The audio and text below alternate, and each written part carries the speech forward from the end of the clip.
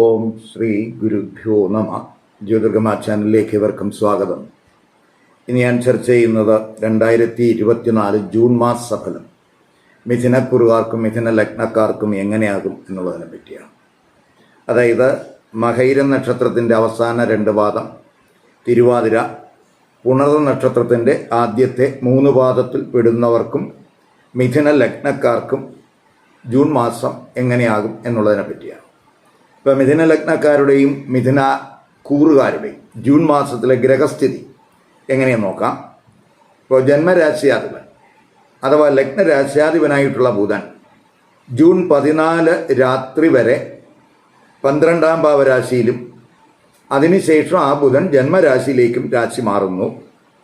സൂര്യനാണെങ്കിൽ June 14 രാത്രി വരെ 12ലും അതിനുശേഷം ജന്മരാശിയിലേക്കും രാശി മാറുന്നു. കുജനാണെങ്കിൽ 11 സഞ്ചരിക്കുന്ന സമയമാണ്. ഗുരു 12 സഞ്ചരിക്കുന്നു. ശുക്രനാണെങ്കിൽ ജൂൺ 12 വൈകുന്നേരം വരെ 12ാം ഭാവരാശിയിലും അതിനുശേഷം ആ ശുക്രൻ ജന്മരാശിയിലേക്കും രാശി മാറുന്നു. ശനിയാണെങ്കിൽ 9 സ്ഥിതി തുടരുന്നു. രാഹു 10ലും കേതു 4ലും സഞ്ചരിക്കുന്ന സമയമാണ്. അപ്പോൾ ഈ ഗ്രഹഗോചര സ്ഥിതി അനുസരിച്ച് മിഥുന ലഗ്നക്കാരുടെയും മിഥുന കൂറുകാരുടെയും ആരോഗ്യം, തൊഴിൽ, ബിസിനസ്, വിദ്യാഭ്യാസം, ധനം, വിവാഹം, ദാമ്പത്യബന്ധം, കുടുംബജീവിതം എങ്ങനെയാകും എന്നുള്ളതിനെ പറ്റിയുള്ള ഒരു പൊതുഫലമാണ് ഇവിടെ പറയുന്നത്. അതേസമയം മിഥുനക്കൂറുകാരുടെയും മിഥുന ലഗ്നക്കാരുടെയും ജാതകത്തിലെ ഗ്രഹസ്ഥിതി എങ്ങനെയാണ്, അവർക്കിപ്പോൾ നടക്കുന്ന ദശ, അപകാരം, ഛിദ്രം, അവ ഏത് ഗ്രഹങ്ങളുടേതാണ്, ആ ഗ്രഹങ്ങൾ ജാതകത്തിൽ ഇഷ്ടസ്ഥാനത്താണോ അനിഷ്ടസ്ഥാനത്താണോ എന്നതിനെ ആശ്രയിച്ച ഈ പൊതുഫലത്തിൽ അനുകൂലമായിട്ടും പ്രതികൂലമായിട്ടും മാറ്റങ്ങൾ ഉണ്ടാകാം എന്നും കൂടെ മനസ്സിലാക്കുക. അതുകൊണ്ടാണ് ഈ ഒരേ നക്ഷത്രക്കാർക്കും ഒരേ ലഗ്നക്കാർക്കും വ്യത്യസ്തമായിട്ടുള്ള ഫലങ്ങൾ അനുഭവത്തിൽ വരുന്നത് എന്നും കൂടെ അറിയുക.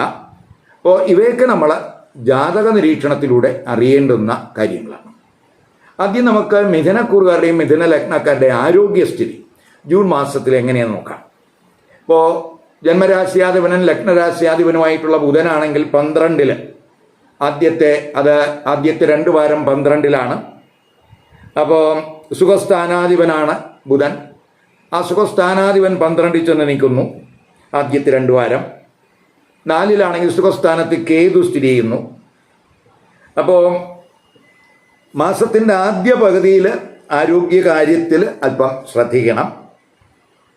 ചെറിയ സുഖക്കുറവ്, മാനസികമായിട്ടൊരു ടെൻഷൻ, ചിലർക്ക് സ്ലീപ്പിംഗ് പ്രോബ്ലം, ഒരു ഭയം, ഉത്കണ്ഠ, ഇവയ്ക്കൊക്കെ സാധ്യത ഉണ്ട്. അതുപോലെ കുടുംബത്തിൽ മെഡിക്കൽ എക്സ്പെൻസ് കൂടുന്നതിനും സാധ്യത കാണുന്നുണ്ട് ആദ്യത്തെ 2 വാരം. യാത്രകളിലൊക്കെ ശ്രദ്ധിക്കണം. മാതാവിൻ്റെ ആരോഗ്യത്തിലൊക്കെ ശ്രദ്ധിക്കണം. 6ാം ഭാവാധിപനായിട്ടുള്ള കുജൻ 2 ദൃഷ്ടി ചെയ്യുന്നുണ്ട്. അപ്പോൾ ആഹാരത്തിൽ ശ്രദ്ധിക്കണം.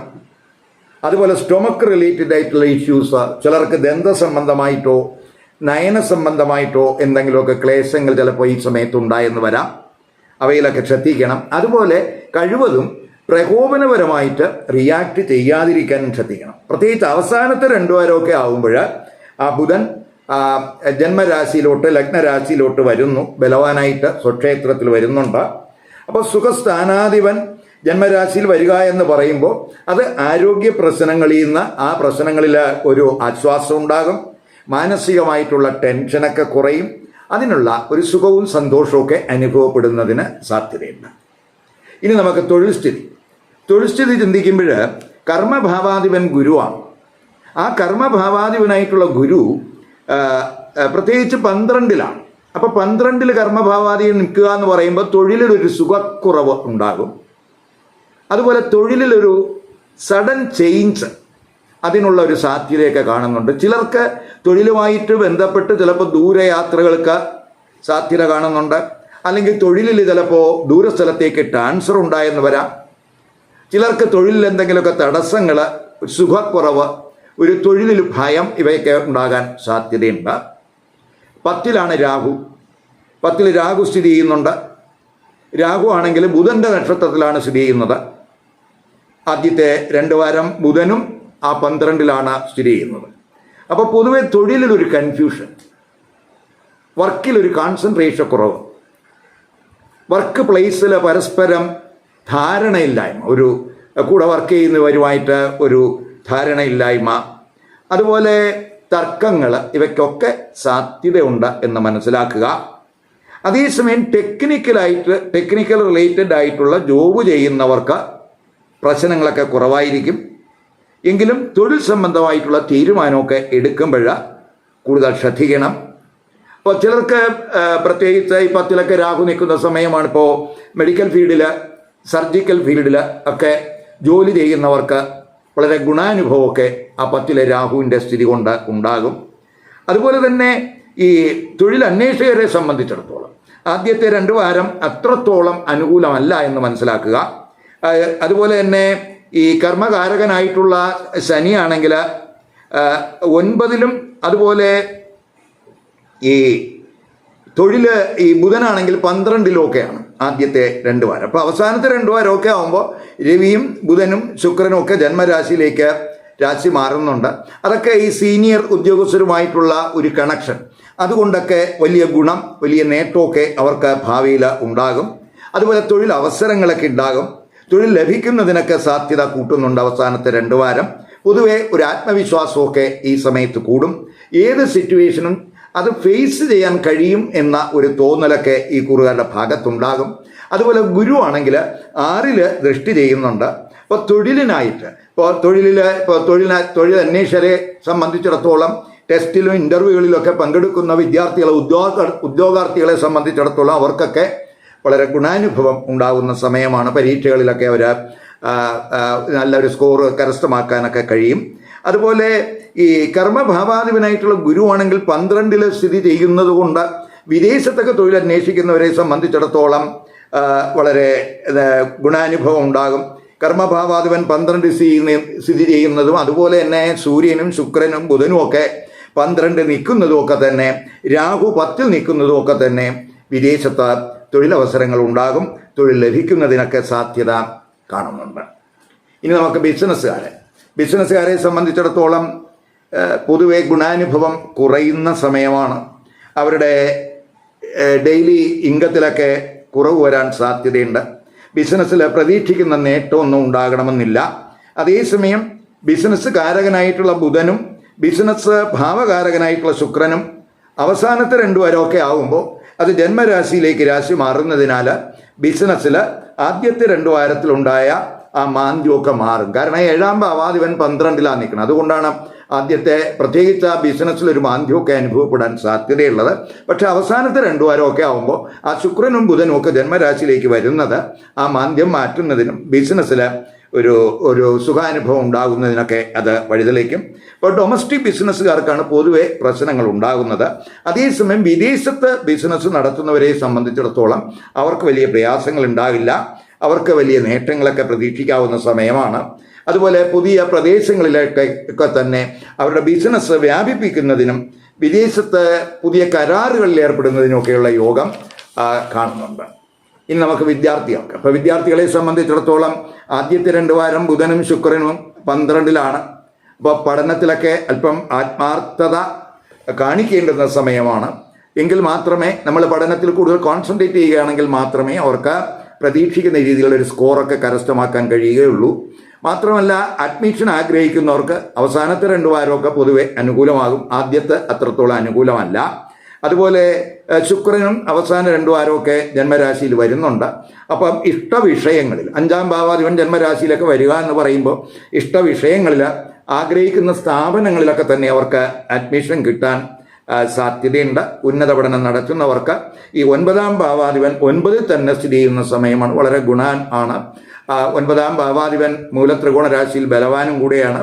അപ്പോൾ അതുപോലെ തന്നെ ഈ ഗവേഷണം നടത്താൻ ആഗ്രഹിക്കുന്നവർക്കൊക്കെ പൊതുവെ അനുകൂല സമയമാണ്. വിദേശത്ത് ഉന്നത പഠനം ഗവേഷണമൊക്കെ ആഗ്രഹിക്കുന്നവർക്ക് പൊതുവെ അനുകൂല സമയമായിട്ട് കാണുന്നുണ്ട്.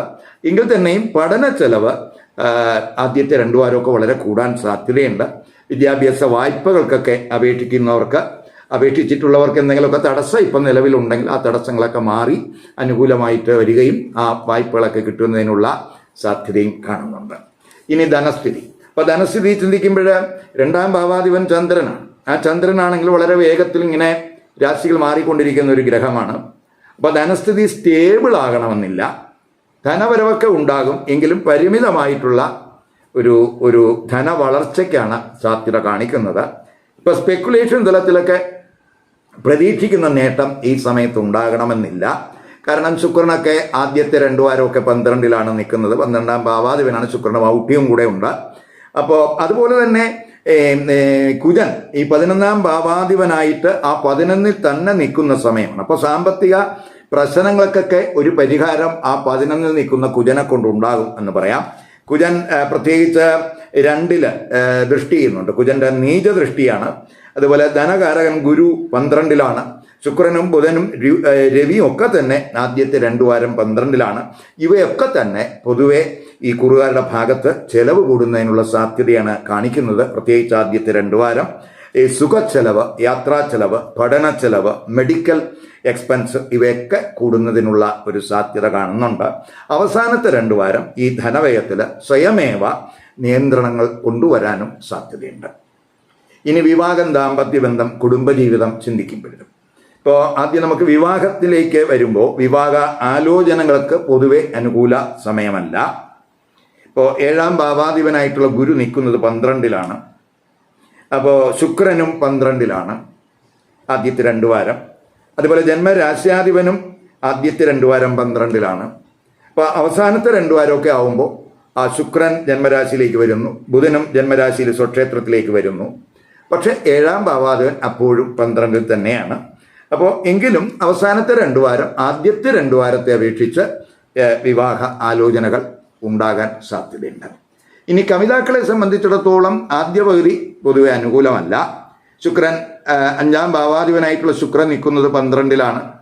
അവിടെ സൂര്യൻ്റെ സാന്നിധ്യം കൂടെ ആ ശുക്രൻ്റെ കൂടെയുണ്ട്. ശുക്രന് ഔട്ട്യം വരുന്നുണ്ട്. അവസാനത്തെ 2 വാരമൊക്കെ ആവുമ്പോൾ ആ ശുക്രൻ ജന്മരാശിയിലേക്ക് രാശി മാറുന്നു, 7ലേക്ക് ദൃഷ്ടി ചെയ്യുന്നുണ്ട്. അപ്പോൾ ചിലർക്കൊക്കെ ഈ ചിലരുടെ പ്രണയമൊക്കെ സ്മൂത്ത് ആകുന്നതിനും ചിലർക്ക് ആ പ്രണയബന്ധമൊക്കെ ചിലപ്പോൾ വിവാഹ ആലോചനകളിലേക്ക് എത്തുന്നതിനുമൊക്കെ സാധ്യത കാണുന്നുണ്ട്, പ്രത്യേകിച്ച് അവസാനത്തെ 2 വാരം. അതുപോലെ ദാമ്പത്യ ബന്ധത്തിലോട്ട് വരുമ്പോൾ ദാമ്പത്യ ബന്ധത്തിലും ശ്രദ്ധിക്കേണ്ടുന്ന സമയമാണ്. ചിലർക്ക് ജീവിത പങ്കാളി തൊഴിലുമായിട്ട് വിദേശത്തൊക്കെ പോകുന്നതിനൊക്കെ ഒരു സാധ്യത കാണുന്നുണ്ട്. ജീവിത പങ്കാളി വിദേശത്ത് തൊഴിലന്വേഷിച്ച് പോകുന്നതിനൊക്കെ ഒരു സാധ്യത കാണുന്നുണ്ട്. ആദ്യത്തെ 2 വാരം ദമ്പതിമാർ കൂടുതൽ ശ്രദ്ധിക്കേണ്ടുന്ന സമയമാണ്. രവിയും ശുക്രനും ഒക്കെ ആയിട്ടുള്ള ഒരു ബന്ധം അവയൊക്കെ 12ലാണ് വരുന്നത്. പൊതുവെ ചിലവൊക്കെ കൂടുന്നതിനുള്ള ഒരു സ്ഥിതി കാണുന്നുണ്ട്. ഗുരുവിൻ്റെ 12ലെ സ്ഥിതി ഇവയൊക്കെ തന്നെ റിലേഷൻഷിപ്പിൽ ഒരു കെയർ വേണം എന്നുള്ളതിനെയാണ് സൂചിപ്പിക്കുന്നത്. അവസാനത്തെ 2 വാരമൊക്കെ ആകുമ്പോൾ സ്ഥിതിയിൽ ചെറിയ മാറ്റമൊക്കെ ഉണ്ടാകും. കുടുംബജീവിതം നമ്മൾ ചിന്തിക്കുമ്പോൾ പൊതുവെ 4ാം ഭാവാധിപനായിട്ടുള്ള ബുധൻ ആദ്യത്തെ 2 വാരം 12ലാണ് നിൽക്കുന്നത്. അതുപോലെ 2ലാണെങ്കിൽ കുജന്റെ ദൃഷ്ടി, നീചദൃഷ്ടി വരുന്നുണ്ട്. ഗുരുവും ശുക്രനും ബുധനും സൂര്യനും ഒക്കെ തന്നെ ഈ 12ൽ നിൽക്കുക എന്ന് പറയുമ്പോൾ പൊതുവെ അത് കുടുംബ ചെലവ് കൂടുന്നതിന് ഇടയാകും. സുഖസൗകര്യങ്ങൾ മെച്ചപ്പെടുത്തുന്നതിനുള്ള ചെലവ് കൂടുന്നതിനുള്ള സാധ്യതയൊക്കെ കാണുന്നുണ്ട്. അതായത് ഈ പൊതുവെ ഈ കുടുംബ ചെലവ് കൂടുന്ന ഒരു സ്ഥിതി ആണ് കാണുന്നത്. ജീവിത പങ്കാളിക്കൊക്കെ മെഡിക്കൽ എക്സ്പെൻസ് ഈ സമയത്ത് കൂടാൻ സാധ്യതയുണ്ട്. 4ൽ കേതു ഉണ്ട്. അപ്പോൾ പൊതുവെ ഒരു സംതൃപ്തി കുറവ് കുടുംബജീവിതത്തിൽ പ്രതിഫലിക്കുന്നതായിട്ട് കാണുന്നുണ്ട്. ഒരു ടെൻഷൻ ഒക്കെ ഈ സമയത്ത് വരും. അവസാനത്തെ 2 വാരമൊക്കെ ആകുമ്പോൾ സ്ഥിതിയിൽ മാറ്റങ്ങൾ വരും. ഗുരു ദൃഷ്ടിയൊക്കെ ആ 4ൽ ഉണ്ട്. 4ൽ കേതു സ്ഥിതി ചെയ്യുന്ന ഒരു സംതൃപ്തി കുറവൊക്കെ ഉണ്ടെങ്കിലും ആ ഗുരുവിൻ്റെ ദൃഷ്ടിയൊക്കെ ആ കുടുംബജീവിതത്തിൽ എന്തെങ്കിലുമൊക്കെ പ്രയാസങ്ങളോ പ്രശ്നങ്ങളോ ഒക്കെ ഉണ്ടെങ്കിൽ അത് നിയന്ത്രിച്ചു പോകുന്നതിന് ആ ഗുരുവിൻ്റെ ദൃഷ്ടി സഹായകമാകും. ജൂൺ 5, 6, 20, 21, 24, 25 ഈ തീയതികൾ, ഈ ദിവസങ്ങൾ ഈ കുറുകാർക്ക് അത്രത്തോളം അനുകൂല ദിവസങ്ങളല്ല. അതുകൊണ്ട് ഈ ദിവസങ്ങളിൽ ശുഭകർമ്മങ്ങൾ, പുത്തൻ സംരംഭങ്ങൾ, അതുപോലെ സുപ്രധാന തീരുമാനങ്ങൾ ഇവയൊക്കെ ഒഴിവാക്കാൻ ഈ കുറുകാർ ശ്രദ്ധിക്കണം. ഞാനിവിടെ പറഞ്ഞത് മിഥുനക്കൂറുകാരുടെയും മിഥുന ലഗ്നക്കാരുടെയും ഫലമാണ്. അപ്പോൾ ഈ മിഥുനക്കൂറുകാർക്കും മിഥുന ലഗ്നക്കാർക്ക്, മിഥുനക്കൂറുകാർക്ക് എല്ലാവർക്കും മിഥുന ലഗ്നം വരണമെന്നില്ല. ചിലർക്ക് മിഥുന ലഗ്നം തന്നെ വരാം, മറ്റു ചിലർക്ക് വ്യത്യസ്ത ലഗ്നരാശികൾ വരാം. അപ്പോൾ ഈ ലഗ്നവും കൂറും, അത് മിഥുനക്കൂറും മിഥുന ലഗ്നവും ഒന്നായിട്ട് വരുന്നവർക്ക് പൊതുവെ വലിയ ഫലത്തിലൊന്നും വലിയ വ്യത്യാസം വരാൻ സാധ്യതയില്ല. അതേസമയം ഈ ലഗ്നരാശികൾ വ്യത്യസ്തമായിട്ടുള്ള മിഥുനക്കൂറുകാരെ സംബന്ധിച്ചിടത്തോളം അവർക്ക് ലഗ്നരാശി അറിയാമെങ്കിൽ ആ ലഗ്നരാശിയുമായിട്ട് ബന്ധപ്പെട്ട് പറയുന്ന ഫലങ്ങളും ഇതിനോടൊപ്പം കേൾക്കുക. അങ്ങനെ കേൾക്കുമ്പോൾ പൊതുവെ ആ ജൂൺ മാസത്തെ ഫലത്തിൻ്റെ ഒരു കൃത്യരൂപം കിട്ടുന്നതിന് അത് സഹായകമാകും. മാത്രമല്ല ലഗ്നഫലത്തിന് കൂറിൻ്റെ ഫലത്തെക്കാളും കൃത്യതയുണ്ടാകും എന്നും കൂടെ മനസ്സിലാക്കുക. ഈ വീഡിയോ ഇഷ്ടപ്പെട്ടുവെങ്കിൽ ലൈക്ക് ചെയ്യുക, ഷെയർ ചെയ്യുക. അതുപോലെ സബ്സ്ക്രൈബ് ചെയ്യാത്തവർ സബ്സ്ക്രൈബ് ചെയ്ത് കാണുക. മറ്റൊരു പുതിയ വിഷയമായി അടുത്ത വീഡിയോയിൽ കാണാം. നമസ്കാരം.